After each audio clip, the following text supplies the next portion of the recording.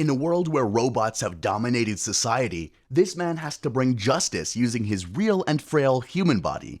Will he be able to succeed before his mortality fails him? Hello and welcome to our channel. Today we'll recap and review an American sci-fi fiction action film, Surrogates. Let's check it out. Killed 5 cops, Andy. Take some time to heal. In the near future, the world has welcomed robots into the community. In fact, 98% of the world's population in the current society are robots wearing the faces of their operators, or any face their operators prefer. This started 14 years ago when an attempt to give physically disabled people the chance to move fully synthetic bodies through their brains began a revolutionary experiment called the Surrogates. Dr. Lionel started this with his manufacturing company, Virtual Self Industries, VSI. 3 years later, society then began to use these inventions for military, industrial, and personal use. An operator cannot be harmed if their surrogate is damaged, and they could also do physical tasks that they normally cannot do with their real body. It's as if the world has become a huge simulation game and the surrogates are their avatars. Everyone has already accepted the fact that even if they will never become humans, surrogates have become part of a community. Even the Supreme Court acknowledges this fact when they legalized the use of surrogates in daily life. On a much brighter side, ironically, humanity was getting restored since records involving violent crimes, communicable diseases, and racism have declined dramatically. Gee, the world we're living in could use some of that. I don't have to do a day's work, and I get to contribute to the realization of world peace. Sign me up. However, a group of minorities, the Dreads, led by Zaire, or as his followers call him, the Prophet, strongly opposed this and even established surrogacy-free zones in major cities in the country. In the present time, Jared, Dr. Lionel's son, is in town. He is using a surrogate lent to him by his father and goes to an exclusive bar in the city. However, unknown to him, a masked rider is on a mission to eliminate him. Jared reaches the bar and immediately jumps to the dance floor to enjoy himself. While on the dance floor, a sensual woman starts flirting with him. He gives in and they go outside to kiss each other passionately. That might be the biggest mistake of his life because he had just given the masked rider easy access to finally eliminate him. The masked man approaches them quietly and uses electrocution to eliminate both Jared and the woman. He then rides away to escape. Moments later, FBI agents Jennifer and Tom arrived at the location. The local police have contacted them because Jared's surrogate appears to be unregistered and its identity chip is damaged. Meanwhile, the woman's surrogate's operator hasn't filed a report yet. They also notice that both surrogates have their eyes burned out. Hearing that the woman operator is passive about this, both agents went to her apartment unit. However, instead of seeing a blonde girl, they were surprised to see a fat old man operating it. His eyes also have the same injuries as his surrogate. However, this time, it's bloodied and killed him instantly. It's as if he was physically present when the masked man electrified them. This worries them because this is the first time they saw a surrogate's injury manifesting on its operator's body. After that, Tom comes home, drops a glass of water next to his real body, and puts his surrogate into the chair. He ascends from the operating bed and goes to an empty room. He sadly gazes at the family picture on the table and leaves the room to go meet his wife's surrogate. Tom opens a suggestion of going on a vacation with just the two of them, since he feels like they haven't spent much time together with their real bodies. However, Maggie coldly dismisses him and says she's too busy.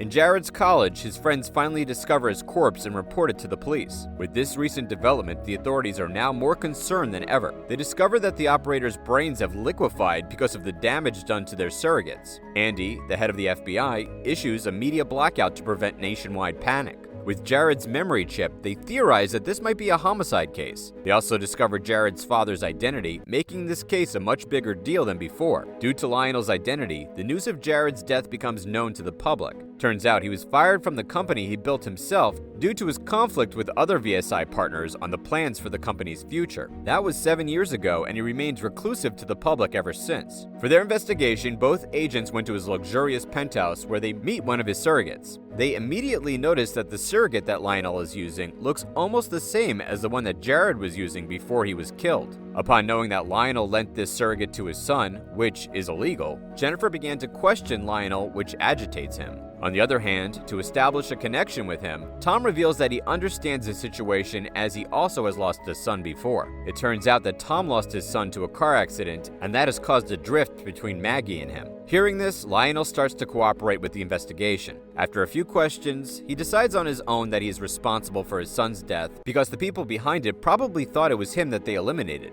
He shuts down the surrogate and cries to himself. After this discovery, the two agents head straight to VSI, where they were greeted by 3 of their representatives. They begin their questioning by asking if a surrogate can explode from the inside, and if the operator can be killed through the damage done to its surrogate. The 3 representatives start to defensively answer their questions with rehearsed and vague lines, as if they're already doing damage control. Tom gets pissed with this and goes to the engineering department with Jennifer, who was not aware of this plan. They meet with Seth, the company's engineer, and they give him the fried identity chip to scan. Based on his tests, Seth tells them that for an identity chip to be that damaged, all the circuits must have been fired off all at once. He also tells them about a similar case that happened last week when a couple of enlisted soldier units came with missing optics and identity chips. They went to the military to find some clarity in this mystery, but found nothing. Luckily, they were able to identify the masked man as a non-surrogate user, Miles, who has multiple counts of armed robberies but was let off, suggesting that someone from the inside is protecting him. With their advanced technology, they were able to locate him, but Tom is the only one who went to the field to pursue him. Jennifer is left with the tech guy who is not using a surrogate, Bobby, who then reveals that their agency can cut off surrogates from their operators even if it's illegal. Jennifer looks surprised, but Bobby cuts her off by justifying his actions by saying they are the good guys. Meanwhile, Tom, who is in a helicopter, and a team of local authorities are pursuing Miles, who's currently heading to a Dread authority. Jennifer reminds him that they have no jurisdiction to fly there, but he ignores her and continues. After being cornered, Miles goes into an alley where he has nowhere else to go. The armed police start to swarm in front of him. However, Miles takes out a weapon and blasts them with a lethal amount of electricity. Just like Jared and the woman, their eyes pop out and all of them, and probably their operators, are now dead. Miles then strikes Tom next. He was able to dodge and unplug just in time. However, the helicopter pilot surrogate was caught. This causes the helicopter to go out of control because, well, no one is controlling it, and spirals towards the Dread's place. Tom, who has a bloodied nose, nonetheless, still alive, goes back to his surrogate. However, he was too late to do anything when the helicopter crashes and caused an explosion. His surrogate is still intact, except for the arm that has been cut off.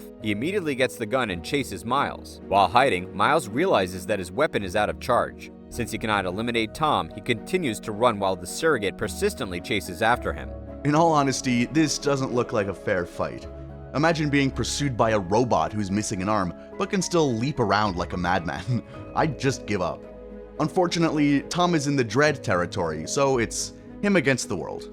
Just when he was about to catch Miles and acquire the deadly weapon, a truck hits him and a non-surrogate with a shotgun shoots his optics, deactivating the surrogate's system. Back at his home, he gets weak from the failed attempt on his life and crawls to ask for Maggie's help. As heroic as this looks, this effort was not appreciated by the Bureau, and Stone even dismisses his partner, Jennifer. Even she is pissed off when she ignores Lionel's calls asking for Tom. The next day, Zaire questions Miles about the weapon he used. Miles couldn't give him a concrete answer as his contact will only give him instructions through disposable phones. Disappointed by this, Zaire and his followers end his life. Meanwhile, Tom's trespassing incident in the Dread area was taken out of context. Zaire thinks this is an attack violating the Dread's right to territory and starts a revolution against the surrogates. Tom wakes up in a hospital where Maggie is by his side. He is having a quiet time until Andy comes and breaks the news that he is suspended and won't be able to get a new surrogate. The jurisdiction cannot also make any decisions because of the peace treaty signed by the two factions. Unsatisfied by this, he escapes the hospital where he meets Jennifer. They start to walk in a direction, but he starts to grow more disoriented and anxious by the other surrogates. Undefeated by this, he heads to the Dread area by himself, where he easily enters. He finds his surrogate crucified as if it was publicly executed.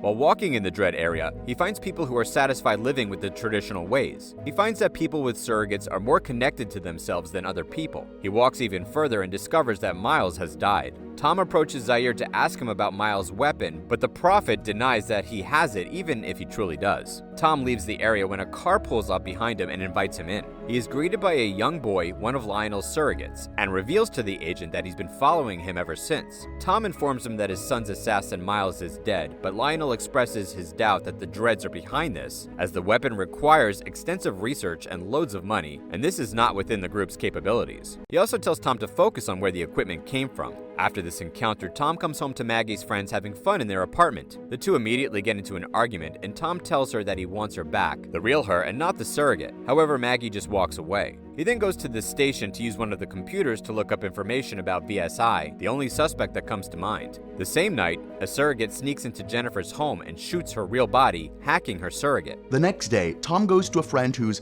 a high-ranking military officer and asks him about the weapon.